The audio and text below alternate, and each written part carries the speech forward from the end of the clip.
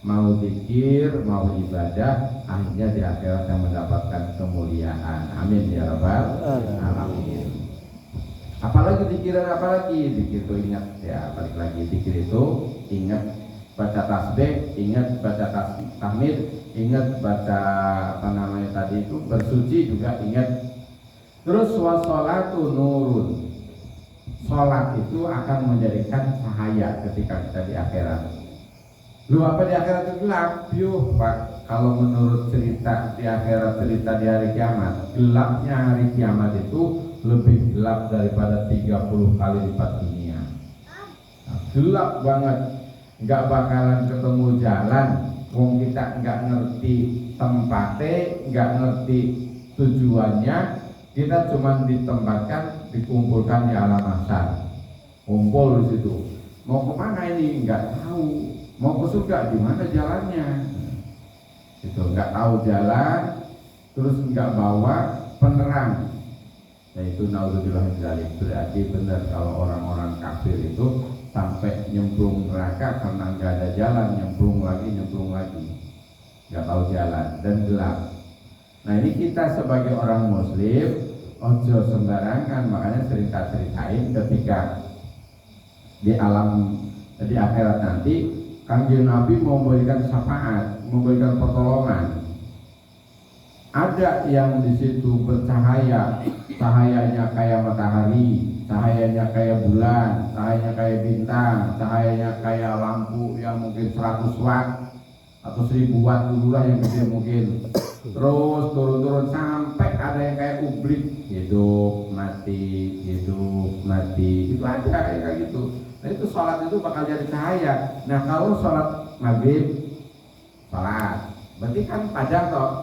Isya sholat di padang berarti dari maghrib sampai isya sampai subuh. Nah subuh nggak sholat, ya petang. Duhur sampai duhur berarti gelap benar berarti kalau subuh nggak sholat. Bila duhur ya nggak sholat nih, petang sampai asar. Asar nggak sholat ya bablas dari petang sampai maghrib. Nih seumur nggak sholat itu setahun 2 kali. Idul Adha kalau Idul Fitri, ya berarti gelap terus dia seumur umur.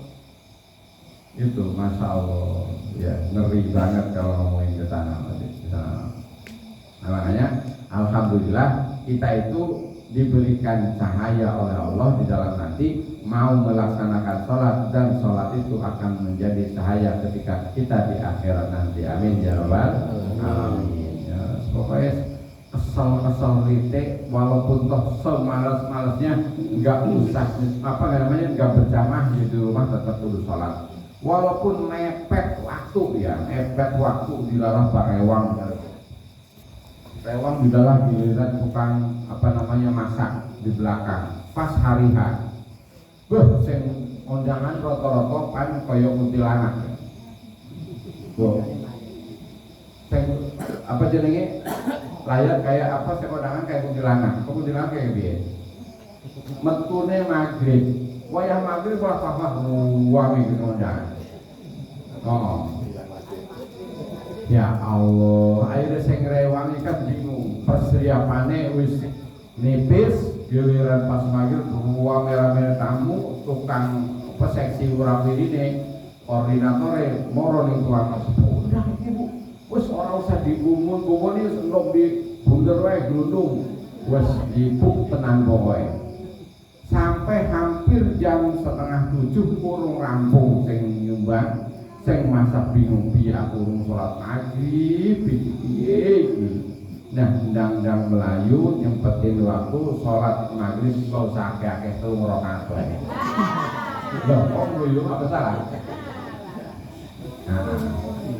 Telung rakaat dilarang pas rakaat pertama sudah Allah Akbar, dari rakaat mau naik ke rakaat kedua mulai adzan isya Allahu Akbar isya terusin sholat maghribnya, berarti tetap dapat sholat maghrib walaupun kita masuk ke waktu isya, tapi sudah masuk 1 rakaat di dalam waktu maghrib, itu tetap lanjutkan sholat maghribnya. Itu saking adilnya Allah, itu bingung pokoknya, merasa tanggung jawab dibayar padahal rasa piro bayarane.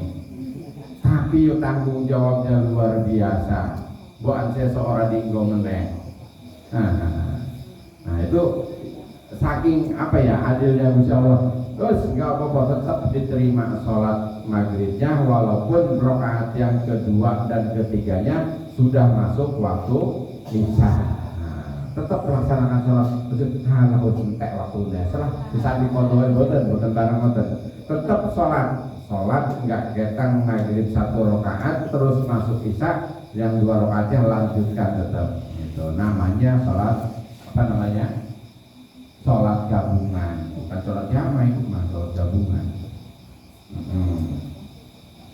Nah itu atau mungkin di perjalanan boleh nggak apa-apa ini perjalanan darurat pokoknya harus segera nyampe ke tempat tapi kalau mau di mau di jamaah ternyata belum masuk syarat jamaah itu minimal 83 km minimal presnya gitu kalau bisa dilebihin dari situ karena takutnya jalannya ini kalau ditarik lurus nggak ada 83 km karena jalanannya nggak menggok. Jadi 83 km boleh dijama boleh kalau ini mah nggak ada kenapa ngurusin orang sakit misal dibawa ke tempat panahanan lalu di situ diperiksa dulu baru diperiksa malah suruh dibawa ke RI ke puskesmas di RI juga nggak sanggup karena alat yang nggak ada itu waktu tanpa berjalan akhirnya dibawa ke metro di Waluyo penuh pindah ke Muhammadiyah juga penuh pindah ke umum penuh pindah ke Islam di Islam waktu zuhur dan entek pokoknya piye carane. Nah itu selagi kita masih bisa sholat ada di dalam waktunya tetap harus sholat itu. Tapi gimana kalau misalkan seperti itu daruratnya boleh nggak dijamak? Boleh kalau memang sudah mentok sudah habis. Wah ini nggak keburu sebentar ini mayit. Orang sakit kalau ditinggalkan nggak bisa nggak ada yang mursid kecuali saya boleh dijamak. Itu juga karena darurat tapi nggak boleh dikosor gitu boleh dijama tapi nggak boleh dikosor sama dengan manten pas waktu hajatan mantennya bukan yang rewang bukan yang rewang kepenaan kok sholatnya dijama terus terus iki asar sibuk terus maghrib urung rampung disampelan kok isak nggak boleh. Tapi kalau manten itu boleh dijamak, karena kan nggak tiap hari manten, nggak tiap tahun. Masih rewang kan, besok lu tanggal semennya rewang rewang itu bolak balik rewang, nggak boleh. Tapi kalau manten boleh dijamak, tapi nggak boleh dikosor tetap gitu, manten.